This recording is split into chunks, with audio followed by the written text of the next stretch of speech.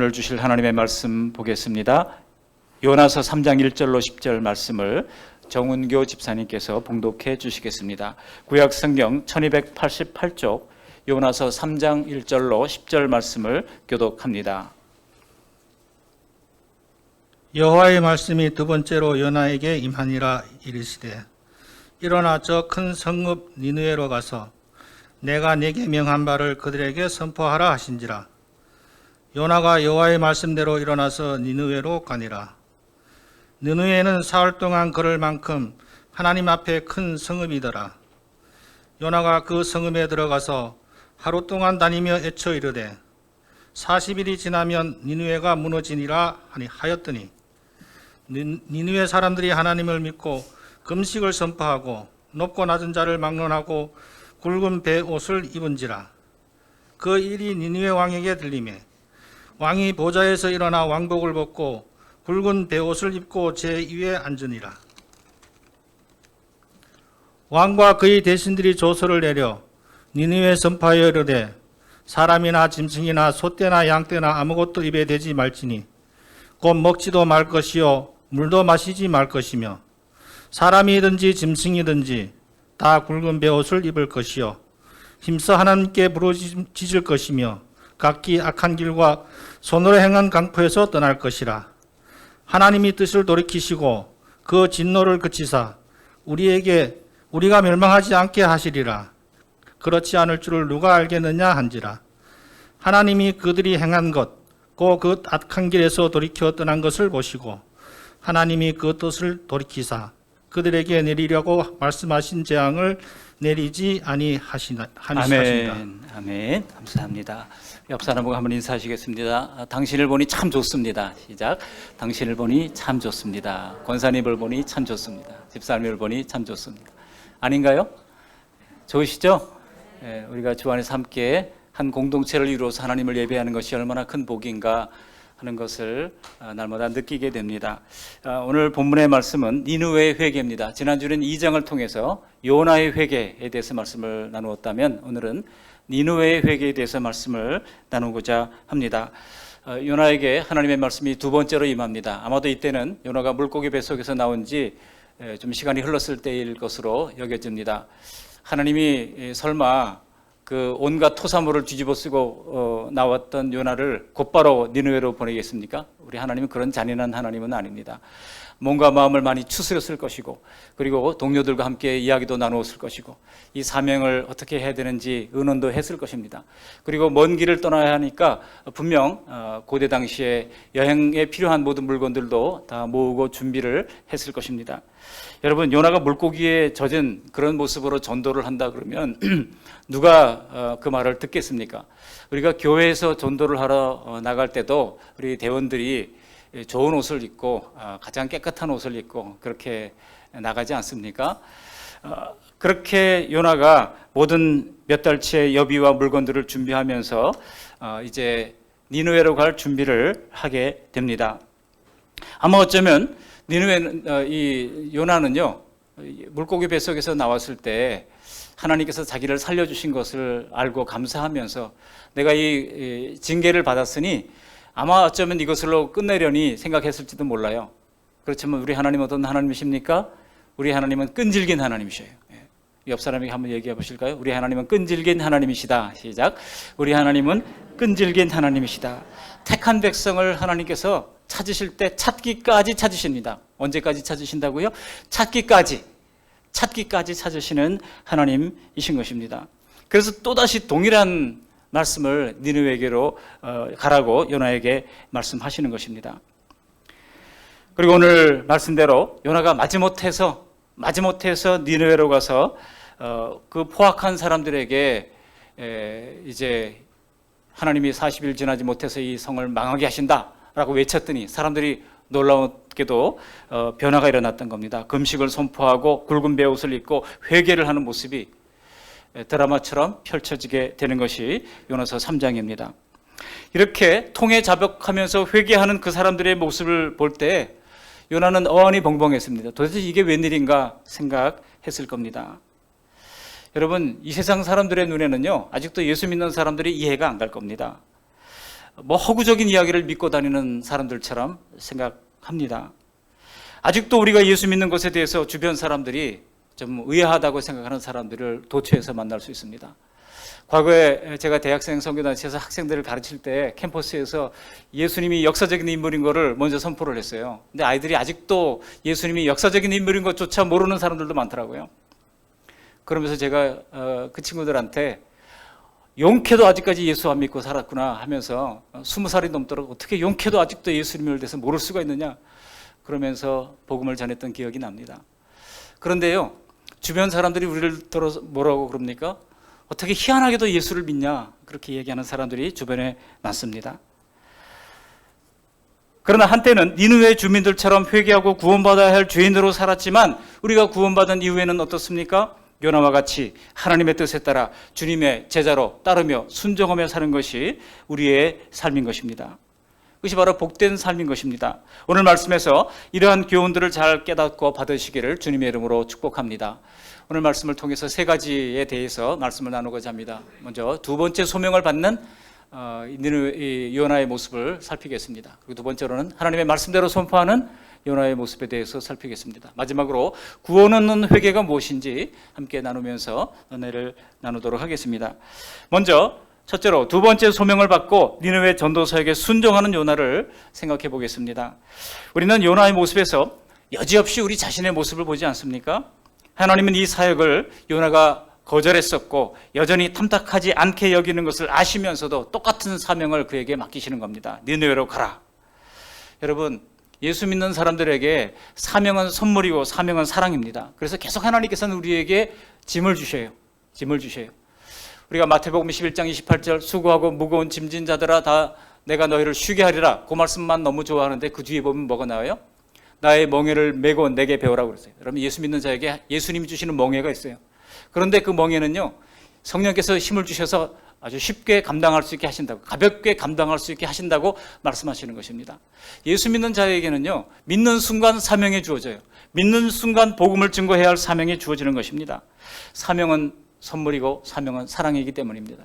나는 그냥 아무런 사명 안 받고 나 아무런 일도 안 하고 그냥 주일날 예배만 참석할 거야, 그렇게 생각하는 것이 좋아 보이지만은, 그러나 크든 작든 우리가 크고 작은 사명을 하나씩 맡아서 사명을 감당할 때 그것이 주님의 사랑이고 그것이 주님의 선물이요 복이라고 하는 것을 시간이 지나가면서 우리는 알게 된다는 것입니다. 지금도 하나님은 사명이 선물이요 사랑인 것을 모른 채 요나처럼 겨우겨우 순종하는 연약한 우리와 함께 일하십니다. 우리 하나님은요, 하나님이 직접 다 주장하시면 될 것 같은데 꼭 사람을 통해서 일하시거든요. 사람을 보내시고 사람을 통해서 말하게 하시고 사람을 통해서 일하십니다. 여러분, 이런 하나님의 모습을 보면서 하나님이 얼마나 답답하게 하겠습니까? 제가 말 하나님 같았다라면 정말 머리끝까지 화가 났을 것 같아요. 어떻게 이 정도로 해도 안 받아들이느냐 하면서 그랬을 것 같아요. 우리 이런 하나님의 모습을 보면서 우리도 교회 공동체를 통해서 잘 맞지 않는 사람들 있잖아요. 잘 맞지 않는 사람들과 더불어 일하면서 함께 살아가는 방법을 배울 필요가 있습니다.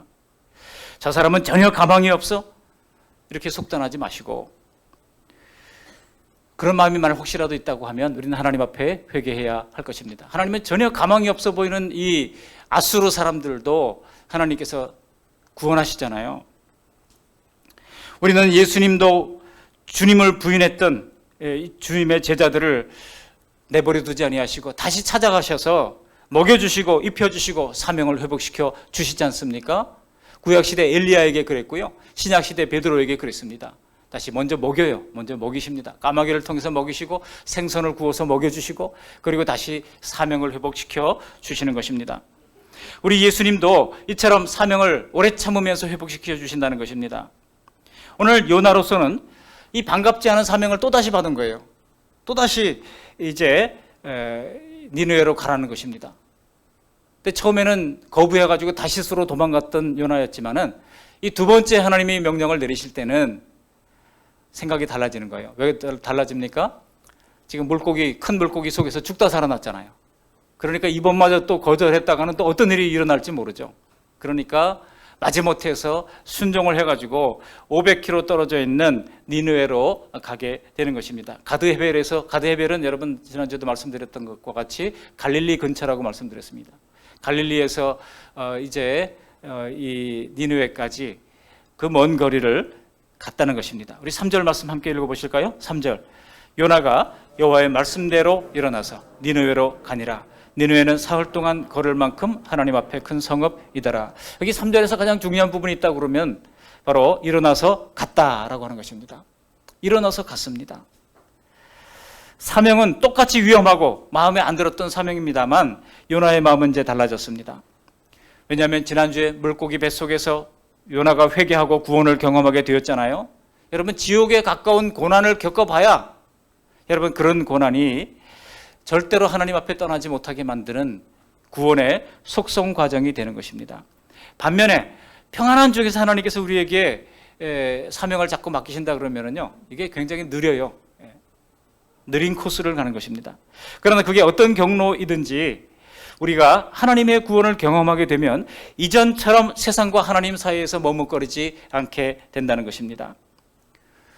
니느웨를 떠나서 다시스로 도망가는 그런 일은 없게 된다는 것입니다. 내가 그것을 선택할 수 있다고 생각하지 않고 하나님이 주시는 말씀대로 순종하게 되는 것입니다. 어제 어린 양 예수님의 인도하시는 대로 따라가려고 하는 성도들은 적어도 내가 취사 선택하기를 포기한 사람입니다. 내가 선택하는 게 아니에요. 내가 결정하는 게 아닙니다. 주님께서 결정하시고 주님께서 선택하시는 것이고 우리는 따라갈 수밖에 없는 존재인 것입니다. 물론 그렇다고 지금 요나가 니느웨에서 해야 할 일 자체가 좋아서 가는 것은 아닙니다. 여러분, 우리가 예수님을 따르고 싶지만 내가 원하는 것과 예수님이 원하는 것이 다르기 때문에 종종 우리에게 갈등을 일으키지 않습니까? 성령님의 인도를 거치지 않고 내 본성에서 나오는 욕구들은요, 항상 하나님의 뜻과 배치됩니다. 겉으로는 좀 비슷해 보일지 몰라도, 겉으로는 뭐 하나님의 비전을 선포하는 것처럼 보일지 몰라도 알고 보면 내 욕심이 자리 잡고 있는 경우가 얼마나 많습니까?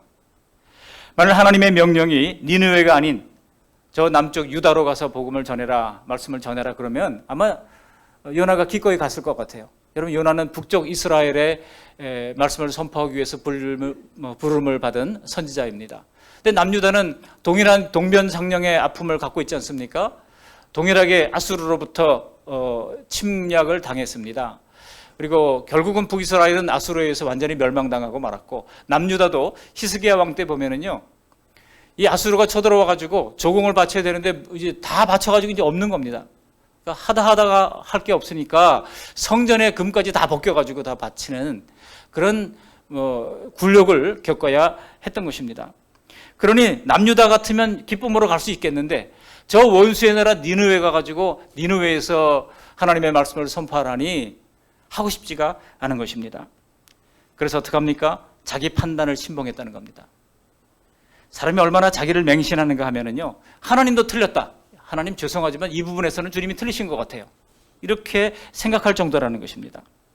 요나가 바로 그것을 보여주는 대표적인 인물입니다. 그래서 스스로 결정해버린 것입니다.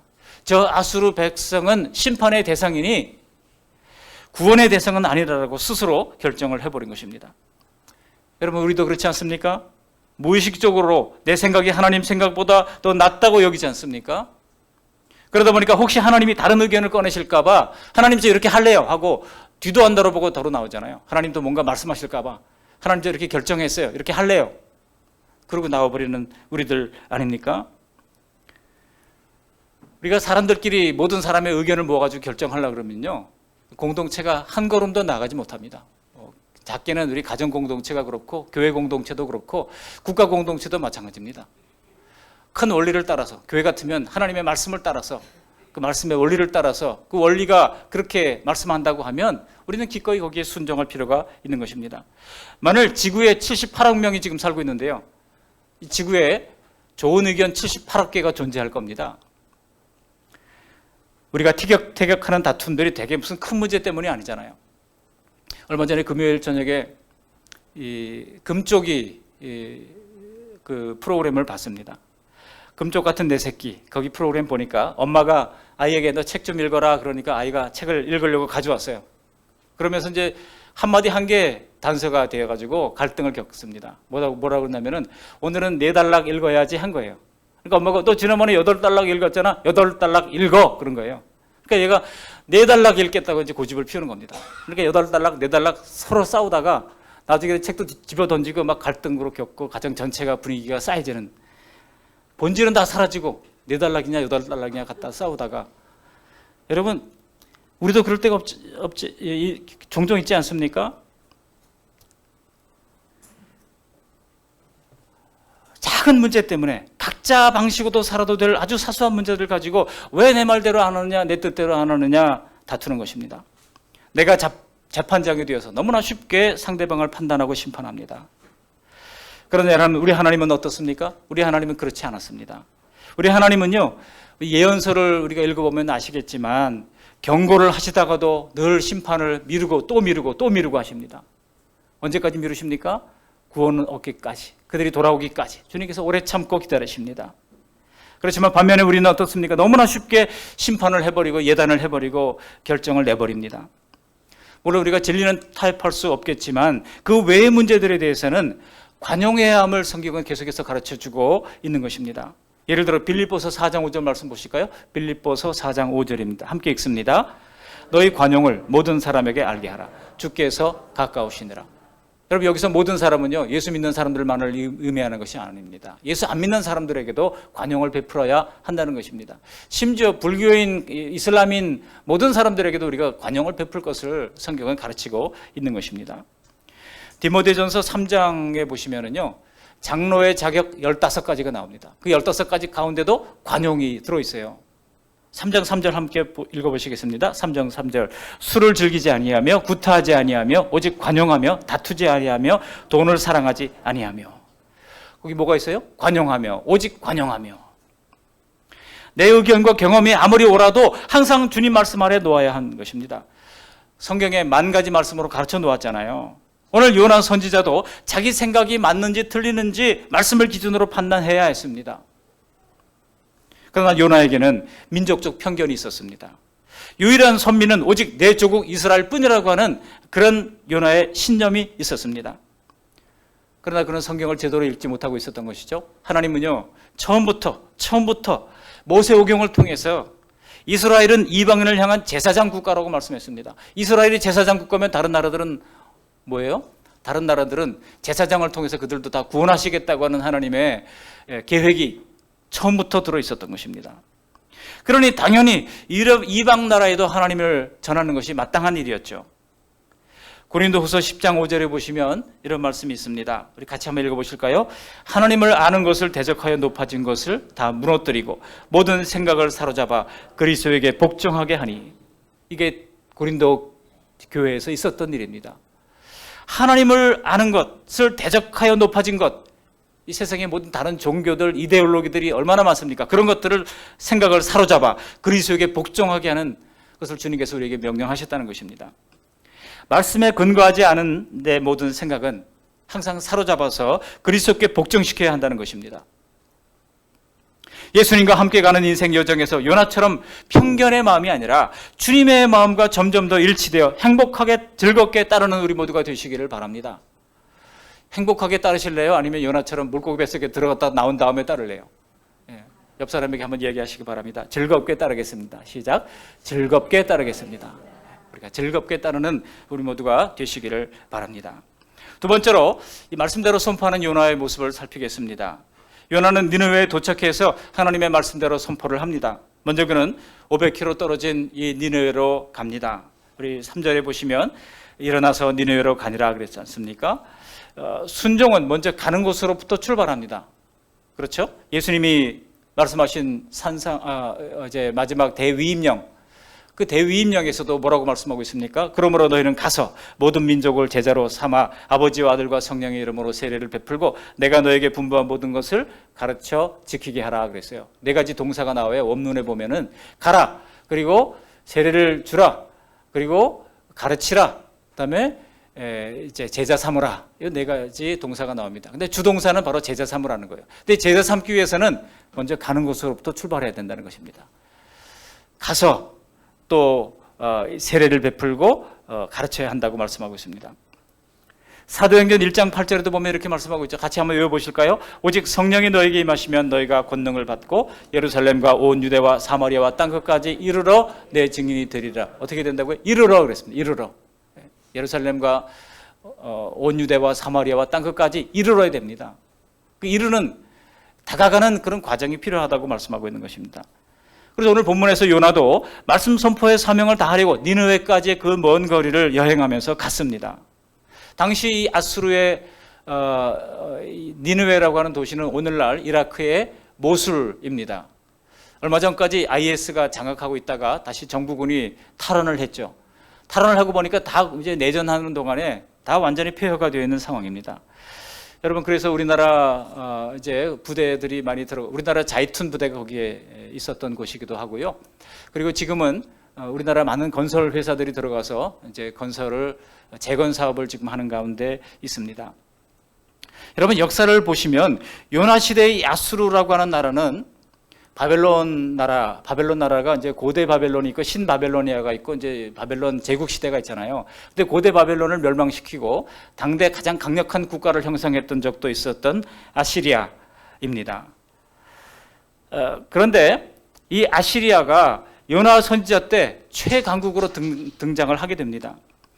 그리고 30년 뒤에는 이들은 요나의 조국인 북이스라엘을 처참하게 짓밟아서 멸망시키고 맙니다. BC 722년의 이야기입니다. 그리고 남유다를 침공해가지고 사람들을 포로로 끌고 가고 조공을 바치라고 군력적 이제 조약을 맺게 됩니다. 그러나 아시리아는요, 그 잔악함으로 말미암아 결국은 나중에는 신바벨로니아에 의해서 무너지고 맙니다.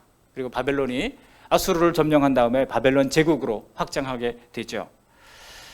만일 그들이 이 요나의 설교를 듣고 회개했던 그 상황, 통에 자복하면서 하나님 앞에 엎드렸던 그 상황을 계속해서 이어갔다라고 하면 얼마나 좋았겠습니까? 하나님께서 그렇게 사이좋게 지내라고 하시는데도 인간은 죄로 말미암아 전쟁을 일으키고 죽이고 다투고 미워하다가 결국 심판까지 받게 되었다는 것입니다. 근데 하나님은 니느웨뿐만 아니라 오늘 우리들에게도 경고를 하고 있습니다. 뭐라고 경고하고 있습니까? 우리 갈라디아서 5장 14절 15절 말씀을 함께 읽어보십니다. 온 율법은 내 이웃 사랑하기를 내 자신같이 하라 하신 한 말씀에서 이루어졌나니 만일 서로 물고 먹으면 피차 멸망할까 조심하라. 물고 먹으면 피차 멸망할까 조심하라 그랬어요. 여러분, 교회에서 서로 갈등을 빚는 것만큼 참 불쌍한 것이 어디 있겠습니까? 참으로 안 된 일이죠. 서로 사랑하며 협력하며 하나님이 맡기신 사명을 감당하는 그런 교회가 얼마나 아름다운 것입니까? 그래서 피차 물고 먹으면 멸망한다고 말씀하고 있는 겁니다. 그런데 이런 악독한 나라에 가서 심판을 경고하라고 하는 이유가 무엇입니까? 여러분, 만일 하나님이 심판이 목적이라고 하면 요나를 보냈을까요? 안 보냈을까요? 요나를 안 보내도 하나님이 심판이 목적이라면 그냥 뭐 불을 내리시든지 뭐 홍수를 내리시든지 그냥 다 멸할 수도 있잖아요. 요나를 보내셨다고 하는 것은, 굳이 요나를 보내서 심판을 경고하라고 했다는 것은 처음부터 하나님의 마음속에 이들을 구원하실 계획이 있었다는 것입니다. 이들을 건지실 계획이 있었다는 것입니다. 만일 그들이 회개하면 용서해 주신다고 하는 그런 의미로 요나를 보낸 것입니다. 요나가 그것을 몰랐을 리가 없죠. 그런데도 하나님이 보내시는 말씀에 그가 즉각 순종하고 갔던 이유는요, 요나의 마음속에 하나의 나름대로의 확신이 있었던 겁니다. 잘못된 확신이죠. 어떤 확신입니까? 저 니느웨 같은 사람들이, 니느웨 나라 사람들은 절대로 회개할 일이 없어, 불가능해, 이렇게 생각했다는 것입니다. 여러분, 실제로 이 모술 지역에 발굴된 아수르 시절의 유적들이 나오는데요. 그 유적들을 뭐 인터넷에 다 돌아다니니까 한번 들여다보세요. 거기 보면은요, 어떤 부조가 나오냐면은 이 아수르 시대의 왕궁 벽화가 나오는데 부조로 이렇게 돌멩이로 쪼아서 만든 그림들인데요. 그 그림에 어떤 것들이 있는가 하면은 점령국 사람들의 목을 베어가지고 산처럼 쌓아놓은 그림이 나옵니다. 그런가 하면은 이제 철퇴로 머리를 때리는 그런 장면을 다 조각을 해서 남겨놨어요. 그리고 칼로 목을 베는 장면, 사람의 가죽을 벗기는 장면, 그리고 왕 앞에 나와가지고 선처를 호소하는 사람의 눈을 왕이 직접 창으로 찌르는 장면, 이런 것들을 다 거기다 부조로 그려놨어요. 그러니 이 아수르가 얼마나 두려운 존재였겠습니까? 주변 나라 사람들한테. 저 나라 점령당하면 다 죽는 거야. 그렇게 생각했다는 것입니다. 실제로 성경에도 이 아수르에 대한 평가가 나오는 것이 있어요. 어디에 나옵니까? 나훔 선지자가 얘기했어요. 나훔서 3장 1절 말씀을 함께 읽어보시겠습니다. 화 있을진저 피의 성이여 그 안에는 거짓이 가득하고 포악이 가득하며 탈취가 떠나지 아니하는도다. 무슨 뜻입니까? 이 아수르 사람들은요, 점령국 사람들에 대해서만 악독한 것이 아니었다는 것입니다. 그 국민성 자체가 잔인하고 포악해서 자기들끼리도 그 포악이 떠나지 않았다는 뜻입니다. 지금 하나님이 정말 선량한 백성들을 심판하신다고 하는 것이 아니에요. 역사와 성경 어디를 보더라 할지라도 니느웨가 회개할 확률은 0.001%도 안 됐습니다. 그런 그릇된 확신을 가지고 요나는 니느웨에 가서 하나님의 심판을 외쳤던 것입니다. 4절 말씀 함께 읽어보시겠습니다. 4절 요나가 그 성읍에 들어가서 하루 동안 다니며 외쳐 이르되 40일이 지나면 니느웨가 무너지리라 하였더니 성이 얼마나 큰지 3일 동안을 걸어가야 그 성을 통과할 수 있을 정도로 이제 큰 성읍이었어요. 그런데 어떻다는 겁니까? 하루 동안만 다녔어요. 사흘은커녕 하루 동안 다녔는데 이제 40일 지나면 성이 무너진다 그런 얘기를 했는데 그가 뭐 힘있게 외쳤겠습니까? 마지못해서 하는데요. 그냥 설렁설렁 했을 것 같아요. 그런데요, 그렇게 건성건성 전했는데도 믿지 못할 기적이 일어난 겁니다. 5절 말씀 함께 읽어보시겠습니다. 5절 니느웨 사람들이 하나님을 믿고 그 음식을 선포하고 높고 낮은 자를 막론하고 굵은 베옷을 입은지라. 이게 웬일입니까? 사흘 길을 걸어야 할 정도의 큰 성읍에서 단 하루 길을 걸어서 외쳤는데도 불구하고 그 말을 듣고 사람들은 금식을 선포하고 굵은 베옷을 입고 하나님 앞에 엎드린 것입니다. 그리고 이제 이 소식이 왕에게까지 전해지는 거예요. 그러자 여러분 왕이 한술 더 뜹니다. 전 국민을 금식하도록 선포를 하는데 동물들까지 금식하래요. 동물들까지 먹을 걸 주지 말래요. 그리고 놀라운 것은 동물들까지 굵은 베옷을 입히라고 하는 희한한 일을 명령을 내립니다. 아주 극단적인 조치를 내리는 것이죠. 우리 8절 말씀 함께 읽어보시겠습니다. 8절 사람이든지 짐승이든지 다 굵은 베옷을 입을 것이요 힘써 하나님께 부르짖을 것이며 각기 악한 길과 손으로 행한 강포에서 떠날 것이라. 정말 이거 만화 같은 일이 벌어진 거죠. 역사상 어느 한 민족이 이렇게 단기간에 한꺼번에 집단적으로 회개하고 하나님을 믿었던 사례는 매우 드뭅니다. 어떻게 과연 이것이 가능했던 일일까요? 그것은 바로 요나가 하나님의 말씀을 자기 생각으로 판단하거나 논평하거나 자기 주장을 하거나 내 해석을 통해서 전하거나 그렇게 하지 않고 하나님의 말씀을 가감없이 전했기 때문에 가능했던 것입니다. 우리가 하나님의 주신 말씀을 가감없이 증거하며 전할 때 거기에는 놀라운 임팩트가 있습니다. 그러므로 여러분 우리가 전도할 때 자꾸 뭐 교회 나오라 뭐 우리 교회 목사님 얼굴이 멋있다 이런 얘기 할 필요 없어요. 뭘 전해야 돼요? 오직 예수님만 전하면 되는 겁니다. 예수님만 전하면 되는 거예요. 전에 섬기던 교회에서요 전도하러 막 개척을 했으니까 막 전도하러 나갔잖아요. 전도하러 나갔는데 어떤 분이 그렇게 전도를 하는 겁니다. 전도지 나눠주고 전도 물품 나눠주니까 저 교회 다녀요. 다른 분 나눠주세요. 그러니까 그 권사님이 전도를 하는데 어느 교회 다니냐 물어보니까 어느 교회 아무 교회 다닌다니까 무슨 그런 교회를 다녀요. 우리 그 말씀 교회 와야지. 이거는 올바른 전도법이 아닙니다. 물론 뭐 교회가 전도를 해서 성도가 늘어나고 함께 주님의 제자가 되어서 주님을 따른다면 좋을 것이지만 그러나 남의 교회 잘 다니고 있는 분을 강제로 오라고 하는 것은 아니죠. 우리가 복음 증거의 가장 중요한 메시지는 무엇입니까? 예수님을 전하면 되는 것입니다. 하나님은 살아계십니다. 예수님은 우리의 죄를 믿고 고백할 때 용서하십니다. 예수님을 믿어야 됩니다. 그럴 때 구원이 있습니다. 아주 간단하게 요약을 해가지고 증거하는 것입니다. 그 복음에서 예수가 빠지면 다 시체예요. 예수님을 전하면 되는 것입니다. 그런데 놀랍게도 그 니느웨 사람들이 얼마나 변화되는지를 보십시오. 여기 4절에 요나가 그저 건성건성 전했지만은 하나님의 말씀대로 전했을 때 놀라운 역사가 일어나게 됐던 것입니다. 마지막 세 번째로 구원 얻는 회개가 어떻게 오는가를 함께 정리하면서 은혜를 나누고자 합니다. 여러분 이 놀라운 일들이 어떻게 가능했을까요?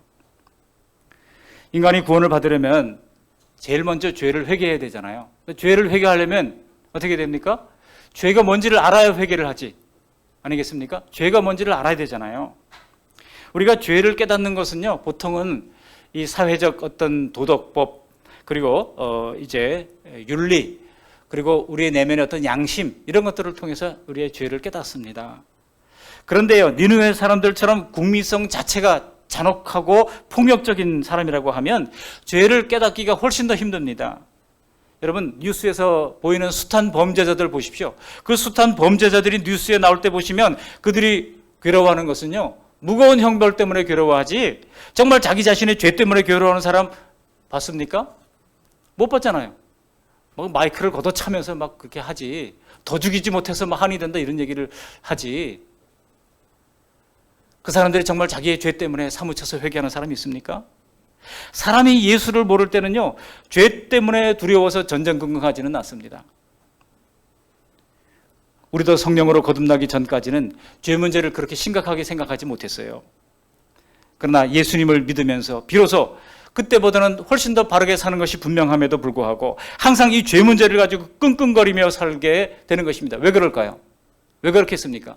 성령께서 우리 마음에 오셨기 때문에 그렇습니다. 성령께서 우리 마음에 오셔서 내주하면서 우리의 묵은 양심, 우리의 화일 맞은 양심을 부드럽게 하시고 다시 살려놓으시니까 양심이 자꾸 말하는 거예요. 너 지금 거짓말하고 있잖아. 너 지금 잘못하는 거잖아. 너 지금 누구 미워하는 거잖아. 자꾸 우리 마음속에 그것을 알려주신다고 하는 말입니다. 회개는요, 먼저 우리가 하나님 앞에 내가 본질적으로 죄인이라고 하는 인식을 하는 것으로부터 시작됩니다. 교회는 뭐를 들여다보는 곳이에요? 교회는 그 사람의 외모를 들여다보는 것이 아니라 교회는 사람의 죄를 들여다보는 것입니다. 우리의 모든 죄를 들여다보는 것이 바로 교회인 것입니다. 이것은 세상의 도덕적 차원으로 죄를 깨닫는 수준하고는 완전히 다릅니다. 하나님 앞에서의 심판과 지옥 형벌에 대한 두려움, 이런 것들을 동반하는 죄의식, 이것은 오직 성령님을 통해서만 가능한 것입니다. 그러니까 성령님이 가장 중요한 출발점인 것을 알 수 있습니다. 성령이 내주할 때 우리는 죄를 비로소 깨닫게 됩니다. 이게 5가지 과정인데요. 성령이 임재하죠. 죄를 깨닫습니다. 그리고 회개를 하게 됩니다. 그리고 회개를 하고 주님 앞에 나가면 구원을 얻는다는 믿음을 가지는 것이죠. 믿음이 4번째고요. 마지막으로는 어떻습니까? 악한 길에서 돌이키는 겁니다. 이런 과정이 우리에게 필요한 것입니다. 여기 마태복음 12장 40절에 보면 이렇게 말씀하고 있어요. 예수님께서 자신의 부활을 요나의 표적이라고 말씀하십니다. 그러나 이것은 단지 사흘 만에 예수님께서 다시 살아나신다고 하는 것으로만, 그런 뜻으로만 말씀하신 것이 아닙니다. 한번 같이 읽어보실까요? 12장 40절. 요나가 밤낮 사흘 동안 큰 물고기 뱃속에 있었던 것 같이 인자도 밤낮 사흘 동안 땅속에 있으리라. 마태가 아주 인용을 정확하게 했죠. 고래 뱃속에 있었다 이런 말 하지 않고 요나에서 있는 말씀 그대로 큰 물고기 속에 있었다 이렇게 얘기하고 있고, 또 그 다음 절에 보면 이렇게 얘기하고 있죠. 우리 12장 41절 말씀을 읽어보십니다. 심판 때 니느웨 사람들이 일어나 이 세대 사람을 정죄하리니 이는 그들이 요나의 전도를 듣고 회개하였음이거니와 요나보다 더 큰 이가 여기 있으며. 예수님이 요나 이야기를 하신 이유가 무엇입니까? 3일 후에 다시 살아난다라고 하는 이것을, 부활을 이제 소개하기 위한 것이기도 했지만, 그 다음에 12장 41절에 있는 것처럼 요나의 전도를 듣고 회개할 때 구원이 임한다고 하는 것을 가르치고 있는 것입니다. 요나가 물고기 뱃속에서 회개한 다음에 니느웨로 가서 회개의 심판을 전하니 그 니느웨 사람들이 회개하고 구원을 받게 됩니다. 이것은 그와 같은 일들이 주님의 십자가와 부활 뒤에 성령께서 오시자 죄인들을 회개시켜서 구원을 얻게 하신다고 하는 하나님의 시나리오를 미리 보여준 사건이라고 하는 것입니다. 이해가 되세요? 근거가 있냐고요? 근거가 있습니다. 그래서 바로 요나의 이름의 뜻에서부터 알 수가 있습니다. 여러분, 요나라고 하는 이름의 뜻이 뭔지 아세요? 요나 아시는 분 있으세요? 새 이름입니다. 자, 1번 콩새, 2번 박쥐, 3번 비둘기. 분위기로 봐서 비둘기 같죠? 네. 요나의 이름의 뜻은 비둘기입니다. 여러분, 요나같이 이렇게 릴럭턴트 미셔너리, 마지못한 그야말로 정말 불만 가득한 이런 선지자에게 비둘기라고 하는 이름이 가당치나 합니까? 여러분, 근데 비둘기 하면 떠오르는 것이 있어요. 비둘기 하면 성경에서 뭐가 떠오릅니까? 성령 임함이 떠오르지 않습니까? 비둘기는 바로 성령의 임재를 상징하는 것입니다. 어디에 있습니까? 요한복음 1장 32절 말씀 함께 읽어보시겠습니다. 요한이 또 증언하여 이르되 내가 봄에 성령이 비둘기같이 하늘로부터 내려와서 그의 위에 머물렀더라. 그다음에 마가복음 1장 10절입니다. 마가복음 1장 10절. 곧 물에서 올라오실새 하늘이 갈라짐과 성령의 비둘기같이 자기에게 내려오심을 보시더니. 그렇습니다. 요나는요, 구약에 임하는 성령의 모습을 미리 보여주신 사건인 것입니다. 요나서는 그러므로 구약의 복음서라고 할 수 있습니다. 뭐라고요? 구약의 복음서예요. 요나는 구약의 복음서입니다. 그러면 왜 하나님은 하필 요나를 니느웨로 보내셨을까요? 또한 왜 니느웨입니까? 이것은 바로 성령께서 회개시킬 죄인들의 상태가 바로 포악한 니느웨 백성들의 모습과 같다는 것입니다. 여러분, 복음이 필요한 영혼들이 니느웨 사람들보다 더 점잖은 사람들일까요? 더 신사적인 사람들일 것 같습니까? 전혀 그렇지 않습니다. 유다 백성들조차도 구원하러 오신 예수님을 십자가에 못 박고 말았잖아요. 그러나 그런 포악한 죄인들을 위해서 주님께서는 자신을 다 내어주시고 우리를 되찾아 주신다고 하는 것이 바로 요나서의 복음인 것입니다. 물론 죄를 회개하기만 한다고 구원받는 것은 아닙니다. 구원은요, 예수님의 십자가 대속이 내 죄 때문이라고 하는 사실을 인정할 때 비로소 의롭게 된다고 하는 사실을 인정할 때, 믿음으로 받아들일 때, 그때 이루어지는 것입니다. 이것을 뭐라고 그래요? 이신칭의라고 합니다. 믿음으로써 의롭게 칭함을 받는 것입니다. 그러나 그 믿음에는 회개가 반드시 동반됩니다. 그런 참된 회개의 모습을 오늘 니느웨 주민들을 통해서 볼 수가 있습니다. 한번 보십시오. 5절 전반절을 보십시오. 니느웨 사람들이 하나님을 믿고 그랬습니다. 니느웨 사람들이 하나님 믿었습니다. 놀라운 일이죠. 그 다음에 두 번째로 뭡니까? 5절 하반절에 보시면 금식을 선포하고 높고 낮은 자를 막론하고 굵은 베옷을 입었더라 그랬습니다. 금식을 선포하고 굵은 베옷을, 애통하는 표현에 굵은 베옷을 입었습니다. 그 심판이 바로 내 죄를 겨냥한다고 하는 것을 인식하면 처절하게 하나님의 은혜를 구하게 됩니다. 내가 죽을 수밖에 없는 죄인임을 깨달아지게 되는 겁니다. 그 다음에 8절을 보십시오. 사람이든지 짐승이든지 굵은 베옷을 입을 것이요 힘써 하나님께 부르짖을 것이며, 그다음에 뭐라고 그랬어요? 각기 악한 길과 손으로 행한 강포에서 떠날 것이라 그랬어요. 떠날 것이라. 악한 길에서 완전히 떠났다는 것입니다. 하나님은요, 이들이 말뿐이 아니라 악한 길에서 떠난 것을 보셨습니다. 정말 그렇습니까? 우리 10절 말씀 함께 읽어보시겠습니다. 10절. 하나님이 그들이 행한 것, 곧 그 악한 길에서 돌이켜 떠난 것을 보시고 그랬어요. 뭘 봤다고요? 악한 길에서 떠난 것을 하나님이 보셨다는 겁니다. 그 다음에 어떻게 하셨습니까? 뜻을 돌이켰습니다. 그래서 그들에게 내리라고 예언했던 재앙을 거두시고 처리하시고 재앙을 내리시지 않았다는 것입니다. 여러분, 과연 우리에게 이러한 회개의 심령과 돌이키려고 하는 행위들이 있습니까? 요나가 사역한 니느웨 40일이 어땠을까요? 여기 있는 것처럼 악행을 회개하고 겸손히 베옷을 입었죠. 서로에게 잘못을 고백하죠. 그리고 하나님의 자비를 부르짖어 구했습니다. 여러분, 이런 니느웨의 모습은, 이런 모습이 바로 천국이 아니었을까요? 경제적으로 잘 사는 곳이 천국입니까? 아닙니다. 용서하고 사랑하고 하나님을 경외하면 바로 그곳이 천국 아니겠습니까? 그렇습니다. 구원을 선포하기 이전에 벌써 니느웨가 천국이었던 것입니다.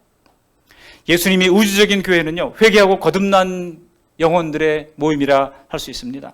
그런 사람들이 많이 모인 교회라면 천국과 다름이 없는 것입니다. 이미 초대교회 때 회개하고 성령 충만한 받은 모습을 통해서 천국의 모습을 미리 보여주셨잖아요. 그러다가 여러분, 사탄이 그것을 깨뜨리려고 아나니와 삽비라 사건을 일으켰죠. 그래서 교회에, 초대교회, 성령으로 뜨겁던 초대교회에 찬바람이 불어왔었죠. 사랑하는 성도 여러분, 우리 모두가 회개하는 공동체로 살아가는 것 자체가 큰 복인 줄을 믿으시기를 바랍니다. 우리 가족들 모두가 회개하고 하나님을 섬기며 살아간다면 우리 가정에도 하나님 나라가 임하는 것입니다. 우리 모든 성도님들, 가족들에게도 이러한 참된 회개의 은혜가 임하시기를 주님의 이름으로 축원합니다. 혹시 나는 성령께서 죄인식과 회개의 은혜를 주신 것 같지 않다고 생각되시더라도, 내가 감정은 그렇게 생각되지 않다고 할지라도 말씀에 근거해서 죄를 자백하시기 바랍니다. 하나님, 내가 말씀대로 따르니 내가 죄인인 것 같습니다. 그리고 예수님을 저는 구주로 믿습니다. 고백하시기 바랍니다. 그리고 말씀대로 살아가려고 애쓰시기 바랍니다. 미워하지 말라고 했으니 미워한 것 회개하고, 욕심내지 말라고 했으니 욕심낸 것 회개하고, 남보다 잘났다고 생각한 것 회개하고, 복음을 전하라고 했는데 그렇지 못한 것 회개하고, 그러다 보면은 점점 더 죄에 민감하고 성령께서 회개케 하는 역사를 우리의 심령에 크게 행하실 것입니다. 그런데 여기서 니느웨 사람들의 회개가 정말 구원에 유효한 회개일까? 이 사람들이 그냥 외모로만 겉으로만 그렇게 한 것 아닐까라고 생각하는 분들이 있습니다. 그러나 여러분, 니느웨 사람들의 회개가 진짜였다고 하는 것은 우리 예수님께서도 인정하십니다. 하나님이 40일을 지켜보시고 뜻을 돌이키셨고 나중에 우리 예수님도 인정을 하셨습니다. 어디에 있을까요? 우리 누가복음 11장 32절 말씀을 함께 읽어보시겠습니다. 심판 때에 니느웨 사람들이 일어나 이 세대 사람을 정죄하리니 이는 그들이 요나의 전도를 듣고 회개하였음이거니와 요나보다 더 큰 이가 여기 있느니라. 요나의 전도를 듣고 어떻게 했다고요? 회개하였거니와. 예수님이 하신 말씀이잖아요. 니느웨 사람들이 요나의 전도를 듣고 회개했단다. 예수님도 인정하셨다면 진정한 회개가 이루어졌음을 우리가 알 수 있는 것입니다. 이것은 예수님께서 니느웨 사람들의 회개와 구원을 인정해 준 것입니다. 인증해 주셨어요. 예수님의 인증 아니겠습니까? 여러분, 과거에 부흥회를 하던 시절에는요, 사람들은 교회 가서 부흥 강사가 참 우리나라 부흥 강사가 입담이 참 좋은 분들이 많았죠. 그분들이 울리고 웃기고 하다 보면은요, 울고 웃다가 그냥 그런 상태를 은혜 받았다고 사람들이 생각을 했어요. 여러분, 요즘은요, 사람들이 내 욕심을 지지해 줄 때 은혜를 받았다고 그럽니다. 자기 욕심, 자기 꿈, 자기 계획 거창하게 설정해놓고 그것을 해결해 주면은요, 내가 은혜 받았다고 생각을 해요. 그렇지만 여러분, 진정한 회개는 죄로부터 돌이키는 것입니다. 죄로부터 돌이켜야 하나님의 은혜와 복이 임한다고 하는 것은 변함없는 성경의 중심 교리인 것입니다. 오늘 니느웨에 베풀어 주신 하나님의 은혜로 자기 죄를 자백하며 눈물로 회개하는 모습은 정말 아름답습니다. 우리는 종종 하나님의 말씀보다 내 감정과 내 생각을 우길 때에 요나처럼 마음이 강팍해질 때가 있습니다. 그러나 우리의 약함과 우리의 약점을 아시는 하나님은 요나의 불충분한 사역도 다 인정해 주시잖아요. 어떻게 알 수 있습니까? 마태복음 12장 41절 말씀 함께 읽어보십니다. 심판 때 니느웨 사람들이 일어나 이 세대 사람을 정죄하리니 이는 그들이 요나의 전도를 듣고 회개하였음이거니와 요나보다 더 큰 이가 여기 있으며. 거기 보시면 니느웨 사람들이 회개한 게 뭐 때문에 회개했다고요? 요나의 전도를 듣고 그랬습니다. 예수님은요, 요나의 전도를 인정해 주시는 거예요. 그들이 완전히 회개했다는 것도 인정해 주시고 요나의 전도가 그들의 회개에 결정적인 역할을 했다고 하는 것도 우리 예수님께서 인정해 주십니다. 전에 섬기던 교회에서 후원하는 선교사님 중에 인도네시아의 김도혜 선교사님이 있습니다.